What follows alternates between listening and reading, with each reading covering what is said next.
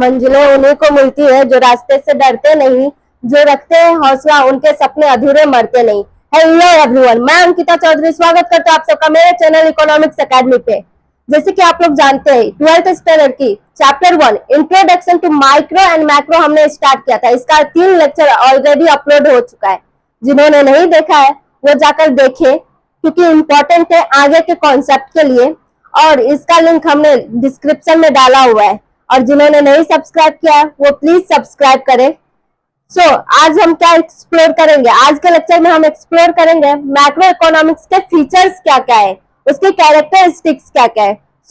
Start करते हैं। Features of macro economics.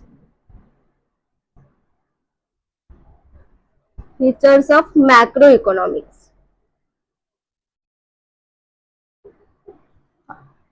हमने फीचर्स ऑफ माइक्रो इकोनॉमिक्स पढ़ा हुआ है, तो हम उसी को ना डिफ्रेंशिएट करेंगे, क्या क्या अलग है इसमें। पहला टॉपिक है फीचर्स में study of aggregate.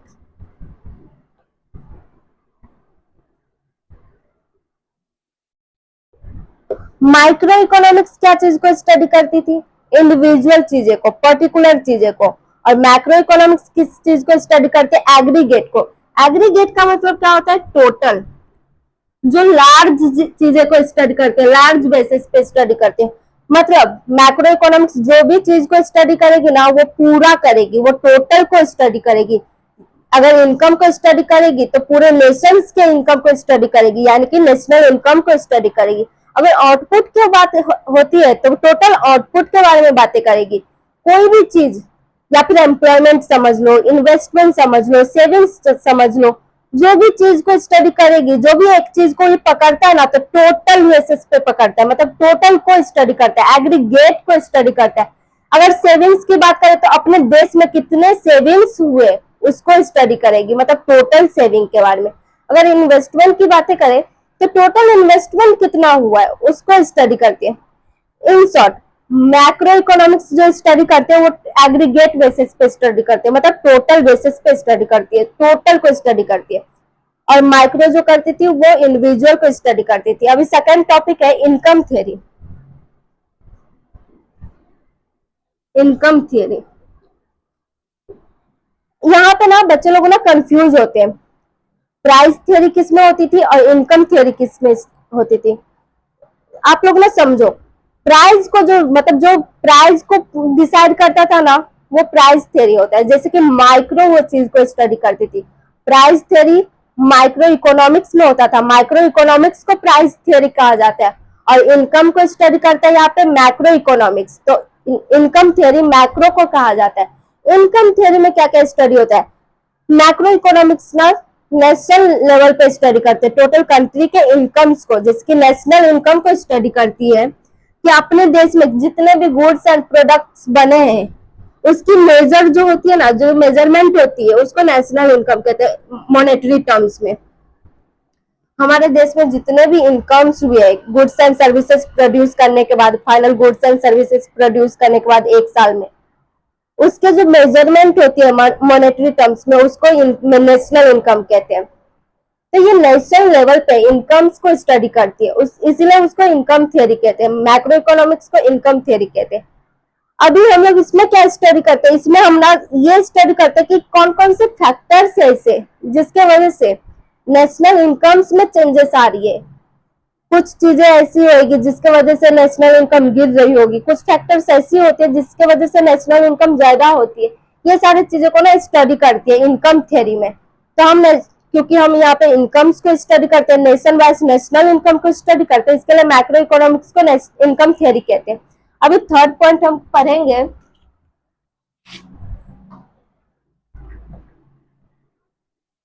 General equilibrium analysis. Equilibrium analysis,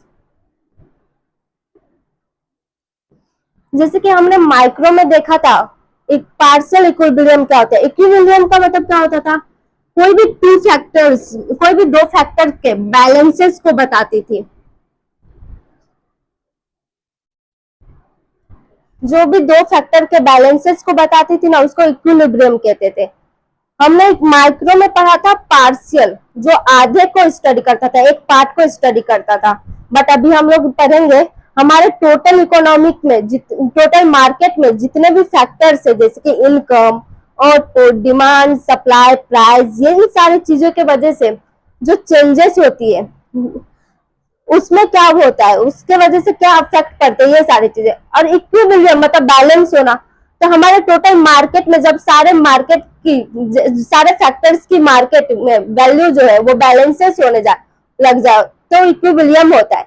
जैसे कि मानो कोई भी मार्केट में ब्रेड ले लो, मिल्क ले लो फॉर एग्जांपल, इनके वजह से जो चेंजेस होती है, कोई भी सब्सटीट्यूट गुड्स या फिर कॉम्प्लीमेंट्री गुड्स के वजह से जो चेंजेस होती है, जब वो बैलेंसेस होने लग जाए, जब वो बैलेंस हो जाए ना, इक्विलिब्रियम, जनरल इक्विलिब्रियम उसी को कहते हैं। सब्सटीट्यूट गुड्स क्या होती है, जब आप कोई भी एक चीज के बदले में दूसरे चीज उस जगह पे यूज कर पाओ। एग्जाम्पल के तौर पे देखो, टमाटर की प्राइस ना ज्यादा होने लग जाती है, तो हम लोग क्या देखते हैं, चलो ना टमाटो केचप जो है उसका प्राइस कम है तो हम उसको यूज कर सकते हैं उसके जगह पे। तो अगर स्प्राइट की प्राइस ज्यादा हो रही है तो हम ये देखते हैं जो कोको कोला की प्राइस जो है वो कम है तो हम उसके तरफ स्विच हो जाते हैं, इसको कहते हैं सब्सटीट्यूट, उसके जगह पे वो चीज यूज हो जाए। कॉम्प्लीमेंट्री गुड्स जब एक साथ यूज होती है, जिसके पेन और इंक, पेन है उसके अंदर इंक डालेंगे तभी एक साथ यूज होते हैं। और सब्सटीट्यूट में कॉफी एंड टी, टी नहीं मिला तो कॉफी से भी काम चल जाता है। कार और पेट्रोल कॉम्प्लीमेंट्री गुड्स, एक दूसरे के साथ ही चलती है। ये सारी चीजें, ये सारे फैक्टर्स में जब चेंजेस आती है और बैलेंस होती है ना मार्केट में, तब जनरल इक्विलिब्रियम कहते हैं। सारे फैक्टर्स में बैलेंसेस होना, हम यहाँ पे पढ़ेंगे टोटल फैक्टर्स, मार्केट के जितने भी फैक्टर्स है ना उसमें बैलेंसेस कैसे होती है, उसको जनरल इक्विलिब्रियम एनालिसिस कहते हैं। अभी हम नेक्स्ट पॉइंट पढ़ेंगे इंटरडिपेंडेंस।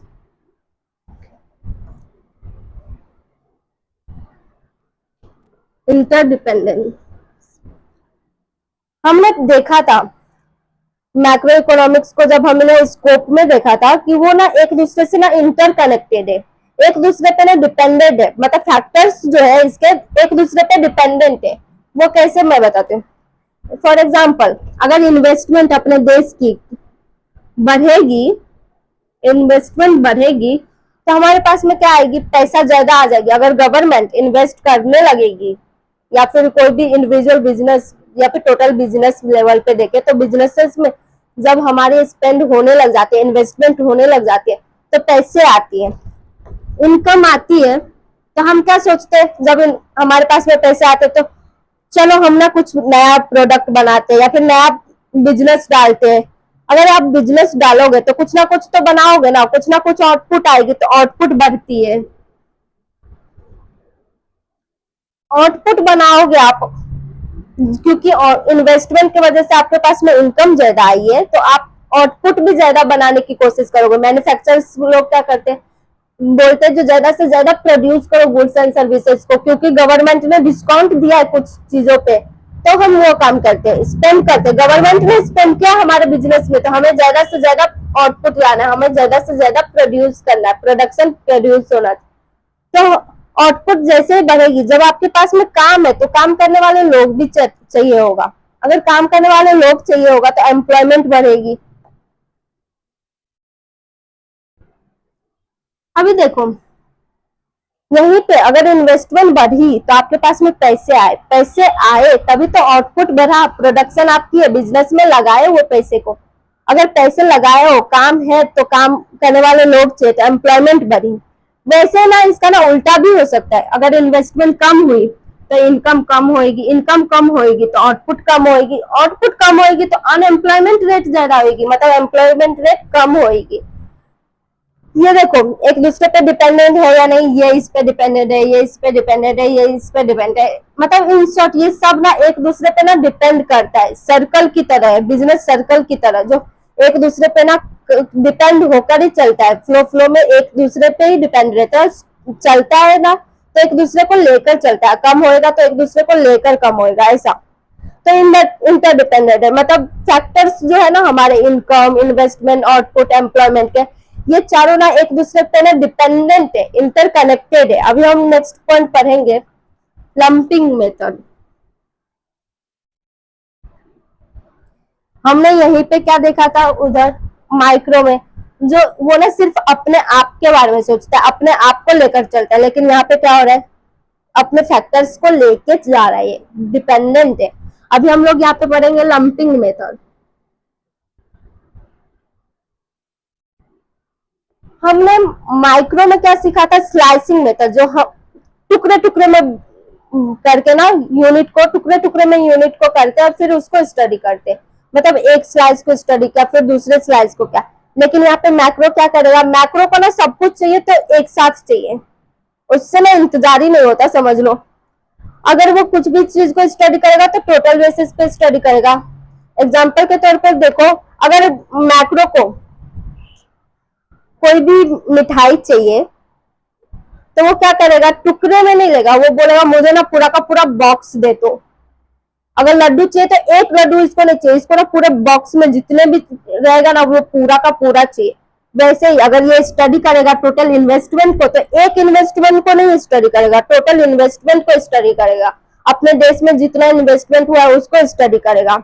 और माइक्रो क्या करता था, माइक्रो क्या करता था, नहीं नहीं मैं ना एक ही इन्वेस्टमेंट को स्टडी करूंगा, बाकी को बाद में करूंगा, पहले तो मैं एक ही को करूंगा। लेकिन यहाँ पे ये क्या कहता है, मुझसे ना इंतजार ही नहीं होता, जल्दी से जल्दी काम खत्म करो।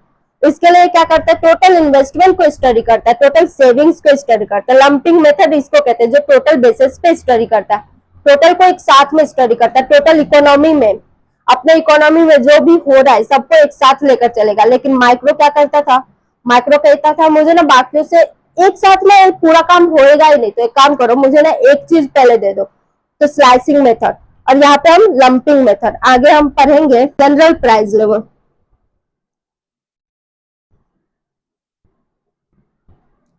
ये जो है ना, ये पॉइंट डिसाइड करते हैं इसमें, जो डिटरमाइन करते हैं प्राइस को। हमारे देश में जितने भी गुड्स एंड सर्विसेज, जितने भी कमोडिटी हुई है ना, प्रोड्यूस हुई है ना, उसका ऑन एन एवरेज कितना प्राइस होना चाहिए, ये चीज को डिसाइड करते हैं। जैसे कि मानो हमारे देश में 100 गुड्स प्रोड्यूस हुआ है, तो हम देख ये डिसाइड करते हैं कि हमें एवरेज इसका प्राइस कितना होना चाहिए 100 गुड्स का।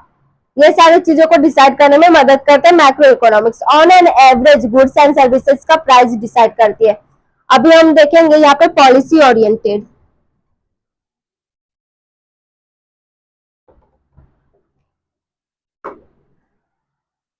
मैक्रो इकोनॉमिक्स ना पॉलिसीज को ना बनाने में हेल्प करते टोटल लेवल पे। ये बताती है पॉलिसी ओरिएंटेड में, फॉर एग्जांपल इन्फ्लेशन चल रहा है अपने देश में, तो उसको कैसे कम करें, उस टाइम पे अपने गवर्नमेंट को कैसे रिएक्ट करना चाहिए, कैसे स्ट्रेटेजी बनाना चाहिए जो इन सारे चीजों को कंट्रोल कर पाए, अपने इन्फ्लेशन जो चल रही है उसको कंट्रोल कर पाए, उसे रोक सके।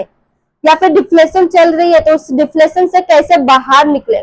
कोई भी टैक्सेशन पॉलिसी हो गया या फिर कोई भी पॉलिसी जो अपने गवर्नमेंट बनाती है, इन सारे चीजों को बनाने में ना मैक्रो इकोनॉमिक्स हेल्प करती है। अभी हम पढ़ेंगे ग्रोथ मॉडल।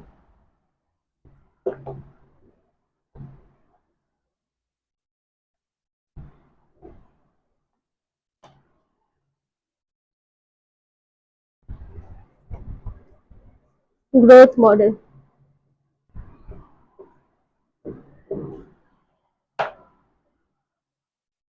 ग्रोथ मॉडल क्या होती है, हमारे इकोनॉमिक सिस्टम में कैसे एक्सपांड हो रहा है, कैसे डेवलप हो रही है, ये सारी चीज को दर्शाने वाली ग्रोथ मॉडल होती है। तो इसको स्टडी करते हैं मैक्रो इकोनॉमिक्स, इसमें हेल्प करते हैं मैक्रो इकोनॉमिक्स।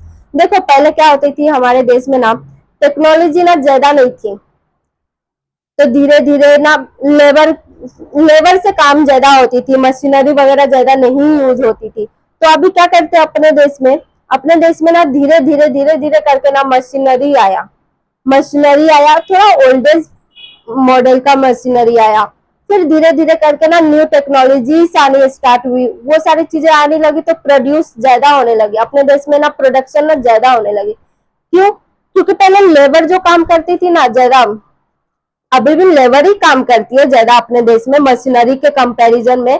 अपने देश में कैपिटल इकोनॉमी नहीं है सिस्टम, इसके लिए लेबर से ही काम होती है, लेकिन फिर भी ना टेक्नोलॉजी अपने प्लेस बना रही है अपने देश में। अभी तक पूरी तरह से टेक्नोलॉजी नहीं आई है, बट आ रही है। तो पहले जब लेबर थी ना, तो वो फॉर एग्जाम्पल एक इंसान 10 यूनिट प्रोड्यूस कर रहा था। अभी वहीं पे अगर मशीनरी आ गई तो एक टाइम पे 100 यूनिट प्रोड्यूस हो रहा है। अगर प्रोड्यूस ज्यादा हो रही है तो प्रॉफिट भी ज्यादा होगी। इस तरीके से ना अपना देश ना ग्रोथ हो रहा था, ग्रो कर रहा था। एक मशीनरी आई तो आउटपुट में चेंजेस हुआ, ये बढ़ा, फिर प्रॉफिट बढ़ी। ऐसे कर करके ना अपना इनकम्स भी बढ़ने लगा, नेशनल इनकम बढ़ने लगा, तो ग्रोथ होने लगी। कुछ टेक्नोलॉजी ऐसी आई जिसके वजह से बैंकिंग सेक्टर में, इंश्योरेंस सेक्टर्स में हेल्प होने लगी लोगों की। ज्यादा से ज्यादा ना ग्रो होने लगा, डेवलपमेंट होने लगी, लोगों की ग्रोथ होने लगी इनकम्स में, और डेवलपमेंट होने लगी लोगों की फिजिकल स्ट्रगल में। मेंटल अभी भी बहुत ज्यादा स्ट्रगल करते, बट फिजिकली कम होने लगा बैंकिंग सेक्टर वगैरह में। पहले क्या होती थी, एक पेपर्स बनाते थे वो लोग, मतलब जनरल बुक बनती थी, अकाउंट्स की बुक्स, तो कैश बुक, पासबुक, ये सारे बुक्स होती थी। तो उसमें ना अकाउंटेंट ना नोट करते थे डेली वाइज पे। बैंकिंग सेक्टर में क्या करते थे मैनेजर लोग, आज कितना पैसा गया उसको नोट करते थे, कितना आया उसको नोट करते थे। अभी क्या करते, अभी भी नोट करते, लेकिन अभी वही चीज वो लोग कंप्यूटर पे नोट करते। उससे क्या होता है, उन लोगों को स्टोर करने में, मैनेज करने में ना इजी पड़ता है। बट उस टाइम पे बुक्स वगैरह इतना ज्यादा स्टोर करते थे, जिसके वजह से ना वो लोग ना रख नहीं पाते थे, तो कभी कुछ मिस हो जाता था, ऐसे ना कंफ्यूजन होती थी। तो इसके लिए ना ग्रोथ इकोनॉमिक्स आई। ग्रोथ इकोनॉमी अपने देश में कितना ग्रोथ हो रहा है ना, इन सारे चीजों को बताती थी।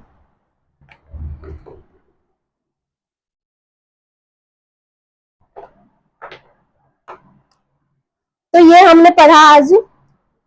फीचर्स क्या क्या है, 8 फीचर्स हमने पढ़ा। स्टडी ऑफ एग्रीगेट, जो टोटल को स्टडी करता है। सिंगल बेसिस पे स्टडी करने वाला माइक्रो था, और टोटल बेसिस पे मैक्रो स्टडी करता है। फिर हमने पढ़ा general income theory, price theory, micro. Price को डिटरमाइन करने वाला माइक्रो था, जो सिंगल कमोडिटी को, फैक्टर्स को, प्रोडक्शंस को, फैक्टर्स ऑफ प्रोडक्शन को प्राइस डिसाइड करता था। यहाँ पे जनरल इनकम हम लोग पढ़ते हैं, नेशनल इनकम को डिसाइड कर कितना है, इनकम के बारे में पढ़ते हैं, इसके लिए इनकम थ्योरी। फिर तीसरा हमने पढ़ा जनरल इक्विलिब्रियम, हमारे मार्केट में जितने भी फैक्टर्स हैं उनके बीच का बैलेंस, उनके बीच का इक्विलिब्रियम सिस्टम क्या है उसको एनालाइज करते हैं। फिर हमने पढ़ा इंटरडिपेंडेंट, हमारे फैक्टर्स जो है, इन्वेस्टमेंट, आउटपुट, इनकम्स, एम्प्लॉयमेंट, एक दूसरे पे कैसे डिपेंडेंट है। अगर इन्वेस्टमेंट बढ़ेगी तो उसके वजह से कितना सब पे इफेक्ट पड़ेगा, कितना इम्पैक्ट होएगा, कौन कौन से चीज बढ़ेगी। अगर इन्वेस्टमेंट कम होगी तो कौन कौन से चीज कम होगी, ये सारी चीजों के बारे में पढ़ा हमने।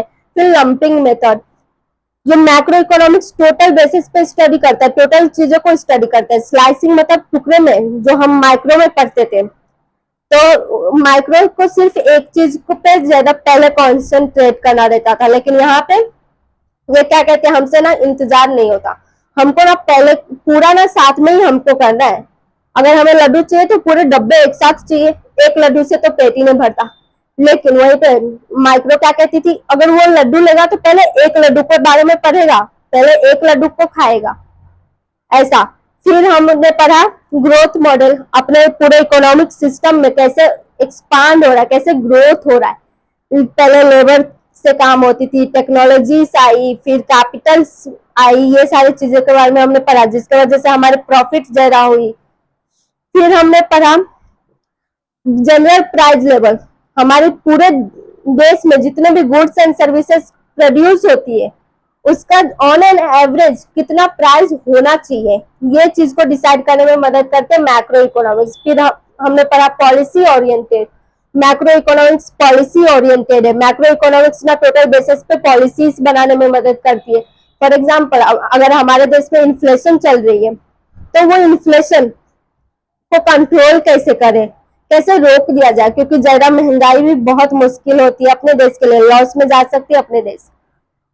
और कभी कभी डिफ्लेशन जा रही, तो अपने देश को डिफ्लेशन से बाहर निकालने के लिए कौन सी पॉलिसी बनानी चाहिए, ये सारी चीज को स्टडी करता है। 8 पॉइंट हमने फीचर्स में देखा। आज हमने पढ़ा फीचर्स ऑफ मैक्रो इकोनॉमिक्स। आज के लिए इतना ही। कोई क्वेरी हो तो कमेंट करें, लाइक करें, फ्रेंड्स के साथ जितना हो सके ना उतना शेयर करें। सब्सक्राइब नहीं किया है तो प्लीज कर लें। Thank you so much.